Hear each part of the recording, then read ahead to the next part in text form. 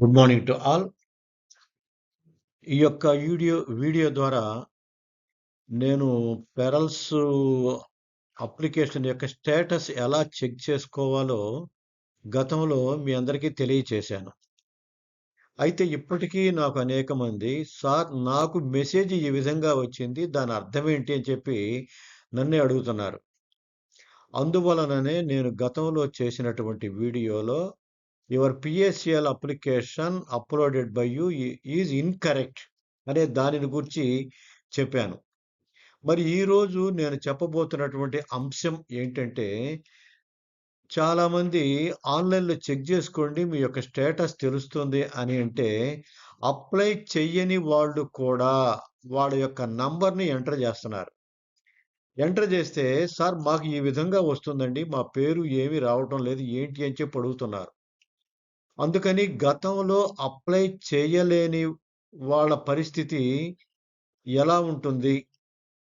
ఏంటి దానికి పరిష్కారం అనే దాని గురించి చెప్దామనే ఉద్దేశంతో నేను ఈ యొక్క వీడియోని చేస్తున్నాను. అయితే మీరు మామూలుగానే గూగుల్ క్రోమ్‌లోకి వెళ్ళి సెబీ పిఎస్సిఎల్ అనేటటువంటి వెబ్‌సైట్‌ని మీరు క్లిక్ చేయండి. ఎందుకంటే ఏదైనా ఎంక్వైరీ చేయాలంటే కంపల్సరీగా సెబీ పిఎస్సిఎల్ రిఫండ్ .co.in అనే వర్డ్ ఎంటర్ చేసి దాన్ని ఎంటర్ కొట్టినట్లయితే ఈ విధంగా ఈ పేజీ డిస్‌ప్లేస్ అవుతుంది. ఎందుకంటే నేను అనేక సార్లు చెప్తున్నాను. స్టేటస్ ఎలా చెక్ చేసుకోవాలో దయచేసి చూడండి అని చెప్పి చెప్తున్నప్పటికి కూడా అనేక మంది నాకు కాల్స్ చేస్తున్నారు ఎలా చెక్ చేయాలి అని. కొంతమంది అయితే నాకు నంబర్లు పెట్టి ఈ నంబరు కొంచెం చెక్ చేసి చెప్పండి సార్ అంటున్నారు. ఎందుకంటే లక్షల మంది ఫీల్డ్ ఫోర్స్ ఉన్నటువంటి ఈ యొక్క తెలుగు రాష్ట్రాల్లో నాకు కాల్ చేసి నేను సెర్చ్ చేయండి అంటే నేను చెప్పడం చాలా కష్టమండి. అందుకని మీ అందరికి కూడా నేర్పిస్తున్నాను నేను. ఏ విధంగా చెక్ చేయాలో చూసుకోండి అని చెప్పి. సో, ఈ యొక్క గూగుల్ క్రోమ్‌లో ఈ విధంగా వచ్చినప్పుడు ఇక్కడ పిఎస్సిఎల్ అని ఎంటర్ చేసి ఎంటర్ కొట్టినట్లే ఈ పేజీ ఓపెన్ అవుతుంది. ఈ పేజీలో తెలుస్తుందంటే ఇక్కడ ఇచ్చాడు చూడండి, ఇది స్క్రోల్ అవుతా ఉంటుంది. పిఎస్సిఎల్ ఆపర్చునిటీ ఇచ్చారు. PSCL investors from May 7, 2026 to August 6థ్ 2026 to rectify the deficiency in the bank accounts అని ఇచ్చాడు. అంటే ఆగస్టు నెల 6వ తారీఖు వరకు కూడా మనం రెక్టిఫై చేసుకోవడానికి అవకాశం ఉంది. దేనికి సంబంధించి ఓన్లీ బ్యాంక్ అకౌంట్స్ మాత్రమే గుర్తుంచుకోండి. మిగతా వాటికి లేదండి. ఇప్పటికి నన్ను అడుగుతున్నారు, ల్యాండ్ అలాట్ అంటే ఏం చేయాలండి? ఎలా వస్తే ఏం చేయాలండి? అదెప్పుడు వచ్చుద్దండి అంటున్నారు. దయచేసి గుర్తుపెట్టుకోండి, ఏ క్రొత్త సమాచారం వచ్చినా నేను వెంటనే మీ అందరికీ తెలియజేస్తాను.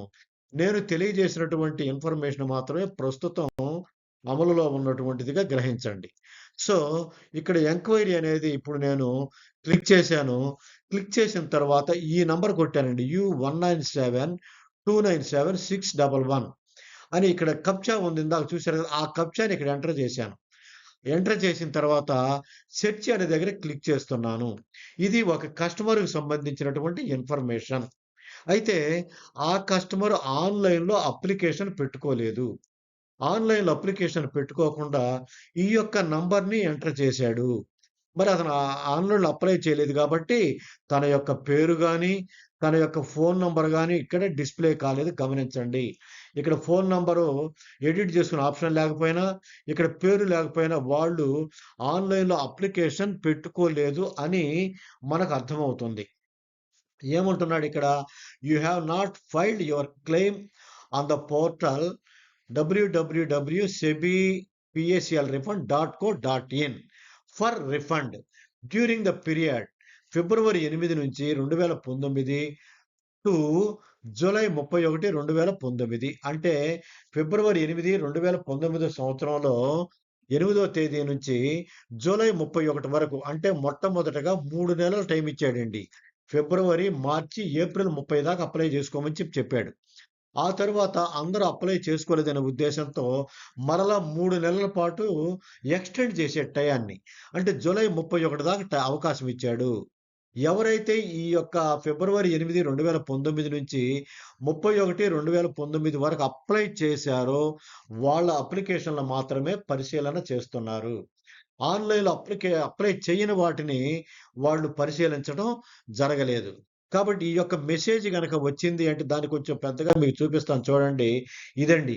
You have not filed your claim on the portal www.sebpslrefund.co.in for refund during the period February 8th, 2019 to July 31st, 2019. You may await further notification from the committee. So దీనిని బట్టి మనకేమర్థం అవుతుందంటే మీరు వెయిట్ చేయండి ఫర్దర్ నోటిఫికేషన్ ఇచ్చేంత వరకు అంటున్నారండి. కాబట్టి మనం భరోసాగా ఉండొచ్చు. ఎందుకంటే మరొకసారి అవకాశం ఇస్తారు అని మనకు క్లియర్‌గా అర్థమవుతుంది.